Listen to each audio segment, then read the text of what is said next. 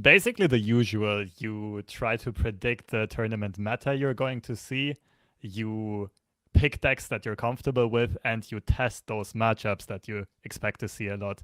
And then try to find a lineup with a synergistic pick and ban strategy, and you're good to go. Is it the mustache? Who knows? See it, right? Yeah. What do you ban here? Okay, hold on. Before you ban, what's your thought process? Okay. A thought process is my opponent is looking for a lineup that You know what he bans, right? You like literally knows what he bans. Yeah, he bans as Draven always. Yeah, exactly. Yeah, opponent's thought process is hard targeting matrons plus Lee Sin with this lineup. I accept Overwhelms lose to Lee Sin, but the other two should smash And Lucian, this the lineup also farms Lucian. Nasus, I mean. I think Nasus beats both Scouts versions. And Overwhelms are favored into Nasus. I guess the Caretaker version, it might be decent. And Sand Spinners are also just insane in that matchup. Oh, yeah, actually true. Like, I forgot. Yeah, I played against Lucian Azir a lot, and I actually farmed them. Yeah, actually true. Susan beats both of those. Yeah. I agree. No, I just didn't scream against any of the Lucian Azir, but I recall that the latter games, they just didn't have any chance. That's true. Yeah, that's why I was saying I think Waldo's lineup did not hard target Nasus as well, but it for sure hard targeted Matrons and Lee, and therefore he also banned Nasus in the finals, which makes perfect sense. So I know my S-Draven is getting banned. My thought process is like I need to get a win on Lissandra. The toughest deck for it to face is Sand Scouts, and I'm pretty sure I banned Sand Scouts here. I run, like I said, 4 freezes in Lissandra and 2 Ruinations, 2 Vengeances, so I'm... Yeah, I think Azir Lucian is the best ban. Like, your removal doesn't match their HP threats too well. Yeah, I like the Azir Lucian ban. Also, this list was super heavily tagged to beat Matrons. It played a Rite of Negation, it played 3 Rangers Resolves. I think it even played 4 rallies. I don't quite remember. What the fuck? He banned... Yeah. I was surprised as well. Maybe my opponent thought that Overwhelms would beat S-Draven. And I mean, I will say it's probably close to 50-50. I mean, it's obvious he's... Okay, so the first matchup he needs to queue is Overwhelm and hope that he's gonna face S-Draven and just get there. So you cannot... Like, you have to go with the least Trundle open. Yep. So you don't risk. Yeah, that's exactly what I did. That's exactly what happened. Yeah, Ruben, they all banning your deck. Ruben's in the chat. Yeah, the Ruben pile performed pretty well. Yeah, it's a good deck. Like Vice. Yeah, except like in the meta, well, in the non-harsh meta, it's a good deck. Except I didn't like Victor's that much, but I kept the Poro Cannon in there. I love the one-off Poro Cannon. It's not a pile. Yep, Mulligan here is interesting.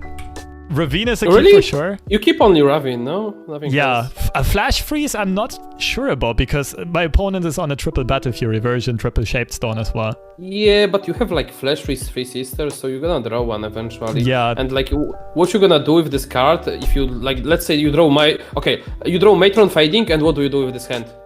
Exactly, yeah. That's why, if I would have had 1 or 2 early units, I maybe would have kept. You keep Ruination in this matchup, like this, like Ruination Vengeance are the keeps. Yeah, this is a solid hand. Yeah, this looks alright. Also, my opponent passes turn 1, plays Perseverance turn 2. I'm chilling. Okay, pretty easy blocker development here. And also getting getting the Frozen Thrall as early as possible is kind of important in these types of matchups where you don't really go for the Matron combo because you often go to turn 11, 12, 13 and you often win through smorking on board. Yeah, I agree. Do you attack? No, because my opponent plays Shaped Stones. Yeah, but you have Flash Freeze. Yes, but I would rather use it on defense, I think. Does that make sense? Yeah, if he uses the Renekton plus Exhaust, you would rather have it here. I agree. But it's worth considering to attack. Yeah, I did consider it. My first instinct was attacking, and then I thought, like, okay, I think... I mean, you have Ravine, which kills the 3-1 no matter what. But this turn was super interesting. I'm not sure if I played this correctly. So my opponent thinks for a while and plays 1 Omen Hawk. And it's better... No? So yeah, I was just gonna say I'm not scared yet, and I pass right away. Yeah, definitely. What else do you want to do? Entreat? Yeah, no. I think Entreat would be good. Like if he plays Omen Hawk here, like what he's gonna do this turn. He has not much to do. Like he doesn't have a 4-drop probably, because it's always if he has Sunspinner or Renekton, he just jumps them. So I'm thinking if my opponent ever also plays Rockhopper, it would make for a good ice shard. Here I'm starting to move my mouse towards the Entreat. I'm not sure if I should play it, because pass also gives my opponent an okay end round. If the rest of the no way you can pass here. No way you can pass here. Yeah, I don't remember exactly what I did here. I think I do play the Entreat. It's also important to get the info. Pass here. It's perfect soft pass Entreat because you still have mana for everything you need. Yeah. And yeah, you just chill. And you want to draw Trundle. But the thing is, I don't think you would play Trundle even if you... Whoa! Yeah, okay, I did end up passing. I can definitely see why it's not the best play. But my reasoning is basically that... Bog content Freshel 6 love. Okay, so basically depending on what my opponent does the next turn, I definitely want to have 3 spell mana banked for the Ruination on 6, right? Always. I mean, next turn you just you open pass, opponent plays Ruin Runner, and you play Ravine and you pass. If they open attack with the Battle Fury, you have Flash Freeze. If they don't have open attack, you Ruination, you win. Yeah, but Ravine doesn't proc Spell Shield. No, I mean Ice Shard. Sorry, I was Ice Shard. Yeah, that's fair. Yeah, you just next turn you open pass and yeah, you just chill. If he plays, he needs to have a Ruin Runner at this point. Yeah, Ruin Runner, Battle Fury is their best shot of winning, for sure. You always block 3-1 here, right? Because you plan the Ruination. Yeah. You block the 3-1. Yeah, I did. But I will say I contemplated it for a while because I know my opponent plays Triple Shaped Stone. Yeah, but why would you mind? Like, you want him to waste resources here. You're gonna Ruination anyway. Like, this list doesn't matter. So here's an interesting one. Pass. Instant pass. Okay. You just enter it. I can see it. I did end up using Flash Freeze here, and I'm really not sure if that was correct. You need Flash Freeze for turn 6. If they open attack battle with Battle Fury. You don't have answer for Battle Fury right now if you waste Flash Freeze. And the reason why Ruination is so good here, because if he opens, you have answer. If he doesn't open, you have answer. Now you're fucked because you don't have answer for the open attack. But of course, the upside of keeping Lissandra is that my opponent is going to be more tempted to develop on 6. Because having Lissandra as a blocker makes the attack worse. And also my opponent knows I still have 3 freezes and 2 vengeances in my list. And has to at least consider me having one of them. Especially if I use the first Flash Freeze deliberately, right? But but what's your plan? Okay, let's see what he does. What on earth is this play, bro? So the idea is just, I think the idea was to make my Ravine or Avalanche much worse. But that's a really bad play. Overall, attacking instead of passing was really bad. I don't know his hand. Maybe he has a very Battle Fury hand. Would you still have played Entreat? It's actually an interesting one, because if I draw Trundle, I play Trundle, I don't have Ruination. No, you don't. No, you don't play Trundle ever. You open pass. Yeah, it's always open pass. You just Ice Shard. Yeah, because you Ice Shard against Ruin Runner. Yeah, that's fair. Like, basically, this board is doing nothing to you. If they battle, the problem was using the Flash Freeze, because you don't have, you drew the Lissandra, which is okay, you have answer to Battle Fury now, but Flash Freeze was better. Yeah, it's true. Next turn, if they play the, what is it called? So if opponent is smart, he should not develop Ruin Runner here, he should develop it on turn 6 before attacking, unless he has, Battle Fury, and he tries to go for the win there. And that's what my opponent did. Double buffed Renekton, looks a bit scary. Opponent plays triple exhaust. I think no Renekton card, I don't remember the name. But can be scary for sure. Yeah, what do you do? I mean, I would just slap Bjerg here without thinking, probably. And yeah, I did slap Bjerg.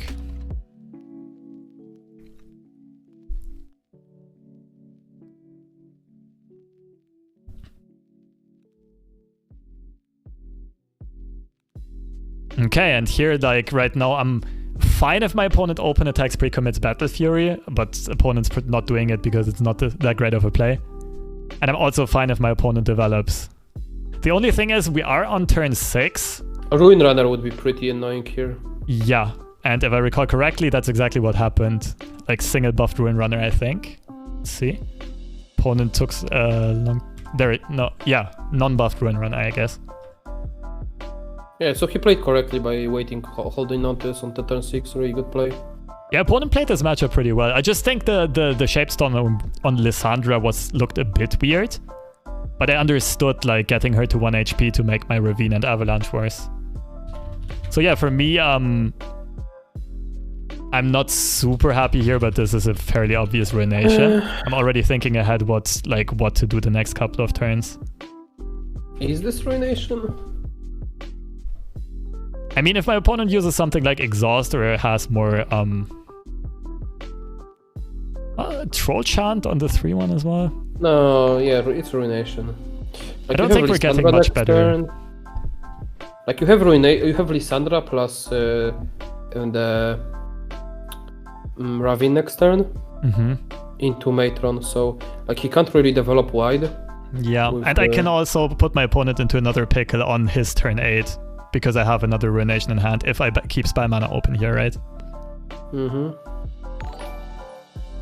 So these turns were also super interesting. Sorry, so now like Wild Claw, yeah, if he goes for Wild Claw and open attacks with like open attack is 6, 7, 13, 13 minus 4, so he's at pushing 9. Yeah, so he will need to pre-commit Battle Fury. Yeah, and that's not something you're happy against Lissandra on the board. 3 more freezes in deck, 2 more vengeances. What if he runs 3 Sisters? Then he has next turn... Does he run 3 Sisters? No. Okay. But it's Sejuani anyway, so my opponent is technically 1-off with an open attack, which makes this a lot easier for me. No, it's not 1-off, like because you're blocking with Liss, right? No, if my opponent just swings. Yeah, you just block with Liss and you pass. Oh, you mean open attack without pre-committing anything? Yeah. Yeah, you just chill. Yeah, so this is pretty simple. Yeah. I'm just considering for a second whether Ravine ever makes sense just for the healing, but then of course I tap out of Ruination. No, you never Ravine here. Yeah. Like you might draw, like you have so many answers in your deck that can answer Battle Fury. Because like to Battle Fury you're losing anyway, right? No matter what you do. So this is what, 11 plus 19 minus 4. Yeah, you're dying to like right now to the Battle Fury, but like opponent might YOLO this. Yeah, it's an interesting spot because I think most people would not pre-commit Battle Fury just because knowing I still have 6 or 7 potential answers in my deck.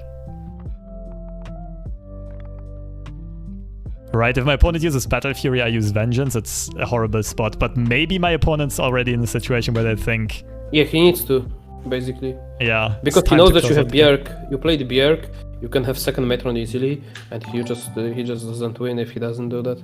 Yeah, and you also have to consider if you take a lot more time, these Frozen Thralls eventually become a threat. I mean, if he doesn't win now, he's most likely losing.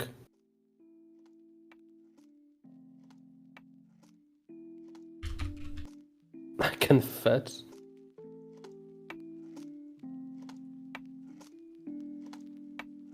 I wonder what he has in hand here that he didn't set up lethal. Like what? Like how on the earth you go for this play? You know you are not winning if you don't win this turn. You have to just not play and Ruination, and you like you have to go for lethal here somehow. Just throw everything from your like not developing Rock Hopper. Like yeah, I think he should have went for lethal. Like how is he gonna win? Yeah, I will say Ruination is only 1 copy left. It's not that likely I hold it, but considering it is gonna be probably... I mean, you could double, just Matron into Matron, which would be 2 blockers. Yeah. And he couldn't really attack into that as well. Yeah, that's fair. And I played a Bjerg already. Alright. What do you think here? I thought this was like... Yeah, that's a different... I would have done it differently. Yeah. Because you can trade your Ephemeral Matron. That's a 100% play there. Yeah, I'm pretty sure that saved the game, sort of. We basically... You just need to win next turn. Yeah. Yeah, playing this Rock Hopper basically just means we kill one of our opponent's units with our Ephemera. This is very straightforward at this point, and I'm so happy to see the top decked Flash Freeze here. Why no open pass though?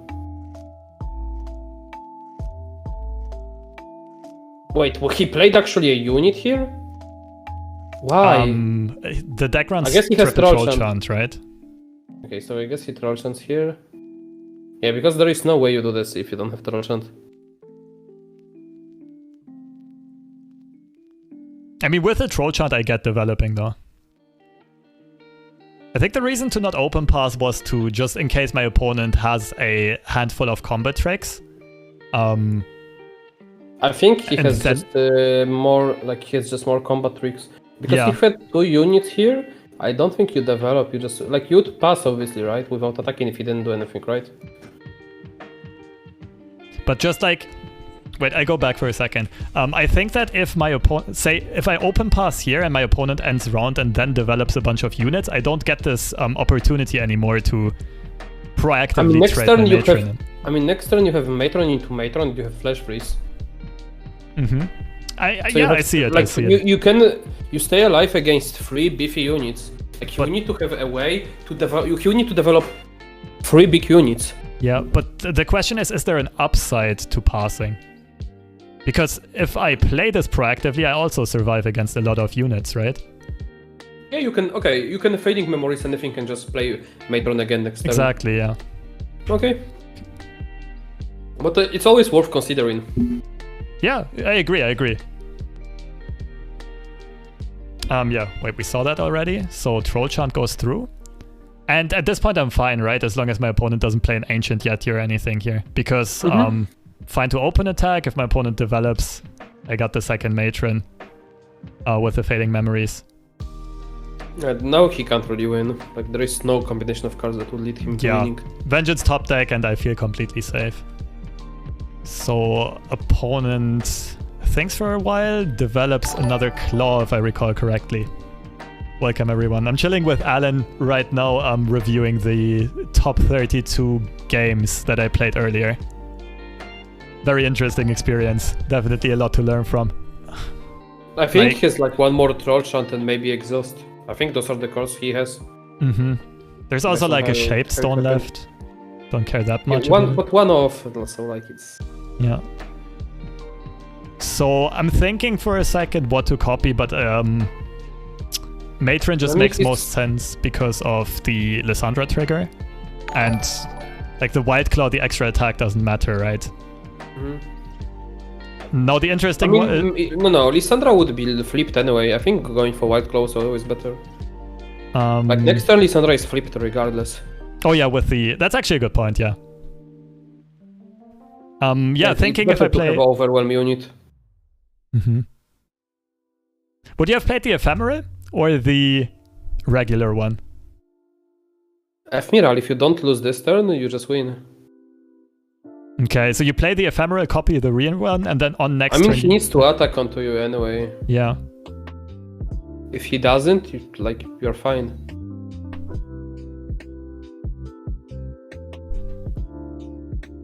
Yeah, and I think the last card is Lord Troll Chant. I don't think it could be another card. It's just always Troll Chant. Yeah, probably. Or I don't remember when he drew it. Maybe it's a Yeti that still costs a lot of mana. He top decked Wild Claw this turn. Ah, okay. Alright, we're chilling now. Getting the 8-8.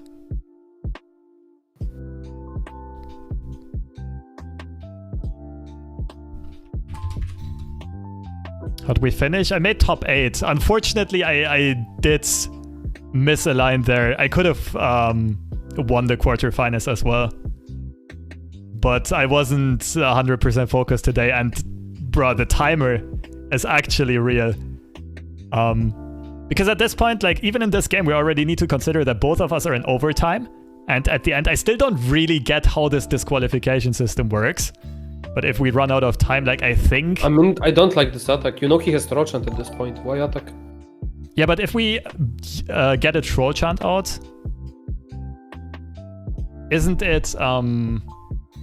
he just... Okay, you could play Ravine afterwards? Yes. I always clear out one of the Wild Claws, no matter how the Troll Chant hits. Okay, no Troll Chant. So that's like last exhaust then.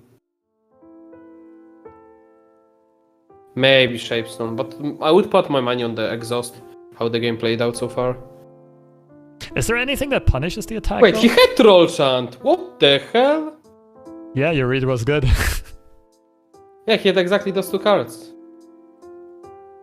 So I think at that point my line of thought was if my opponent Troll Chants, I can freeze, still play Ravine.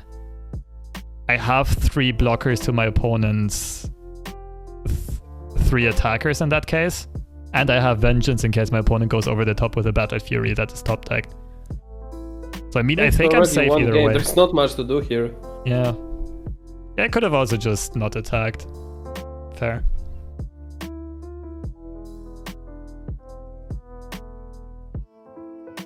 So I do need to commit one of my spells here because my opponent represents Letha. No, he doesn't. You just blocked incorrectly. No, if I block the other way... No, you block the 7-6 with 8-6. Yeah, you block with 6 for the 5-1, and then Renekton push like it's 5 damage. Oh yeah, I see. Wildclaw pushes 1 damage, and that's 5. Yeah, that's actually a good point. I guess I was too focused on getting the overwhelms off of the board for future attacks, Battle Furies, whatever. I mean, you just win next turn. Yeah, kind of true. Perseverance, one of the best defensive tools my opponent can have, but yeah, at this point it's looking good for us. So I'm not playing Tavern Keeper to not clog up my board space, so I can get a very, very aggressive offensive turn next round. What so if he doesn't run Ruinous Buff? The secret tech outside of the decking. That would be gangster. Also no Ice Shards. I know some Overwhelm lists tagged in Ice Shards for the Nasus matchup, but this one didn't. So, yeah, exactly. End round, copy Biggie Boy. Copy Biggie Boy with Matron, and we have a very, very swing. Yep. So, yeah, opponent passes. I actually I think I very slightly misplayed here. I thought, again, like, just get as much off the board as possible to minimize my chances of losing, but if I recall correctly here, I need to pull with a pillar because into a Troll Chant or a Battle Fury my opponent survives with one.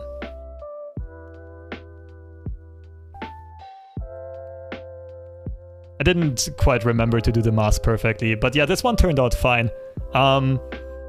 Overall, an interesting game. Like, in hindsight, the first Flash Freeze might have been too liberal, for sure. I mean, you were on spot with top decks this game. Yeah. You top deck like it's going into this tournament and seeing, obviously, Lobster and Gigas, 2 of our favorites, playing this deck. Whoever hasn't brought this deck, maybe he's now thinking, was this the play? Was this, it kind of came late into the meta, but maybe this was the play to bring here. But yeah, we'll definitely be seeing more of it, and we'll definitely be seeing more of Lobster and Gigas, our 2 favorites, end up winning their matches. So that is, I guess, good to see that we had the right predictions. But we're gonna go to a 5-minute break, and we'll be back.